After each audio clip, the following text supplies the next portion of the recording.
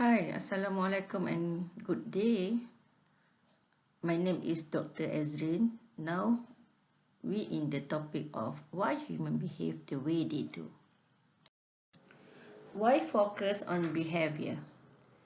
As mentioned in the previous lecture, behavior can be objectively studied and changed by identifying and manipulating environmental conditions that immediately precede and follow a target behavior.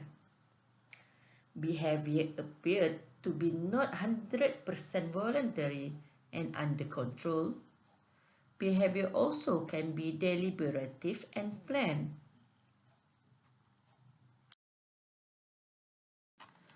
Before we go into detail, how and why humans behave the way they do, we need to understand the unsafe act.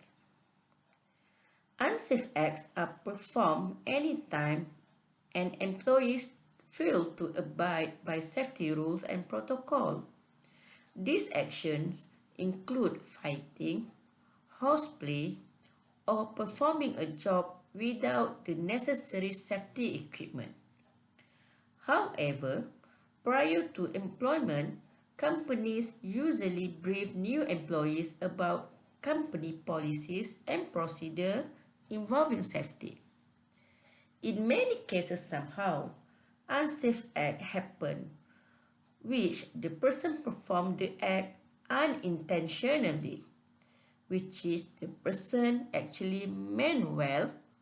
The plan was so good, but the execution was unintentionally fault.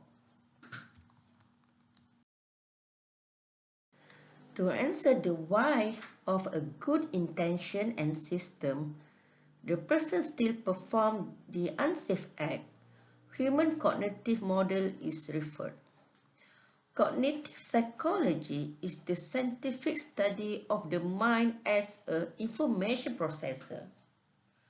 Human cognitive models of the information processing that goes on inside people's mind that may include perception, attention, language, memory, thinking, and consciousness that may be processed the information and produce the unsafe behavior. Failure in behavior is basically coming from a human mental event. Fully understand about human interpersonal factors may help to manipulate human mental event. Yes, human mental event can be manipulating. By understanding the human being that is like to impress others. To plan the safety initiative action plan, human interpersonal factors need to be carefully discussed. It's a norm of human being. Will do what others do, feel like a team, do what others can to prove that she or he is the best. And also human like to follow instruction blindly, feeling lazy to think or do more. So, based on the human interpersonal factors, to manipulate human mental event, the theory of planned behavior need to be understood. Theory planned behavior was proposed to articulate key cognitive factors that lead to behavioral changes. The theory of planned behavior includes attitude, social norm perception, and behavioral control as important components for creating behavior change. The developer as Chen 1991 conceptualized attitude as the degree to which a person has a favorable or unfavorable evaluation or appraisal of the behavior in question. Social norms as the perceived social pressure to perform or not to perform a behavior. In subjective, for example, perception of what others think about a behavior. And in descriptive, example, what behavior others perform in norm. And behavioral control as the perceived ease or difficulty of performing the behavior, and it is assumed to reflect past experience and others' perception. Thus, the theory postulates that individual intention to perform a behavior will be at its strongest when attitudes and subjective norms are favorable and perceived behavior control is high. Intentions to perform behaviors of different kinds can be predicted with high accuracy from attitudes towards the behavior, subjective norms, and perceived behavioral control. Attitude, which is defined as towards the behavior, is a person's overall evaluation of the behavior, which is belief about the consequences of the behavior or the positive or negative judgment about the features of the behavior. In short, attitude is about a person's individual feelings and evaluation of the behavior. Do they see the behavior or action as a good or bad? The second construct for theory planned behavior is subjective norm, which is assumed to involve belief about how other people who may in the same way important to the person would like them to behave or not to behave, which is normative belief. In short, it is about how others in the society view this behavior. Do others approve or disapprove of these actions? And the third one is perceived behavior control, which is how much a person has control over the behavior and how confident a person feels about being able to perform or not to perform the behavior. In short, the perceived behavior controls is related to the individual belief that one has control over a specific action or behavior, which is we can say that in their thinking, do they believe that they can successfully carry out this behavior?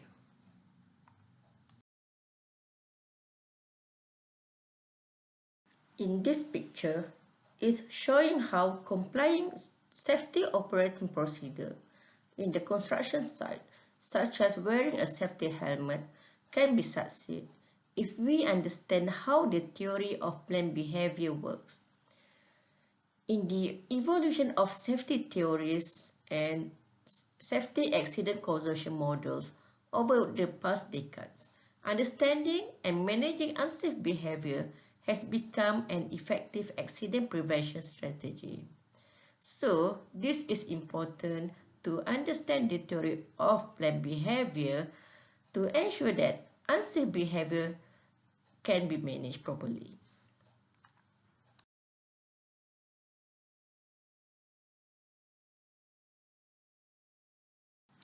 Safety climate assessment is used to learn how safe behavior can be developed in any organization.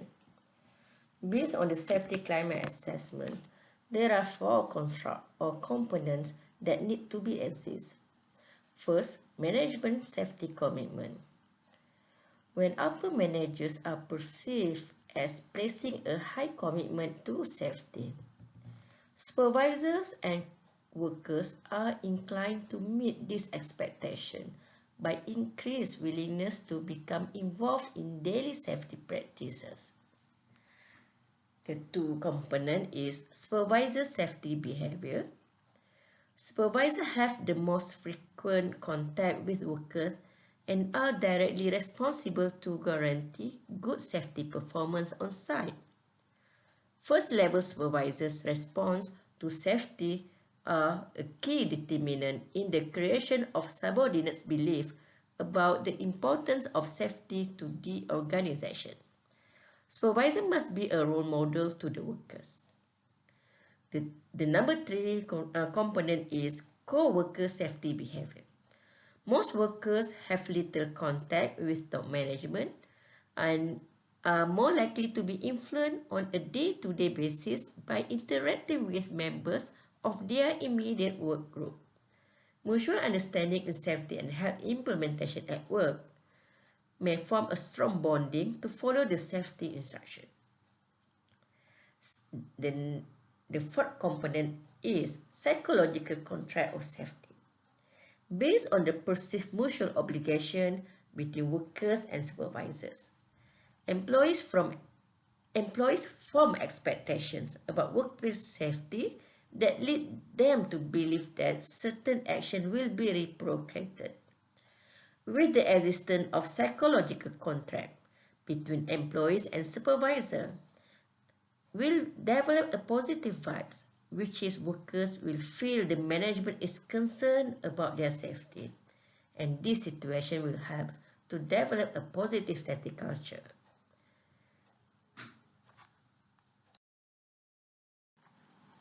As the conclusion, the theory and behavior state that behavior is shaped by intention to perform a certain behavior and one's perceived control over that specific behavior. Intention is determined by one's attitude towards a behavior, which is how one feels towards a specific behavior. The subjective norm, which is or the perception of social pressure to act or not to act. The degree of perceived behavior control, which is one's confidence in one's ability to act in a given way. Based on the human cognitive model and theory planned behavior, and also the safety climate assessment, it can be seen that person behavior can be manipulated. To answer how, we will learn in the next slide.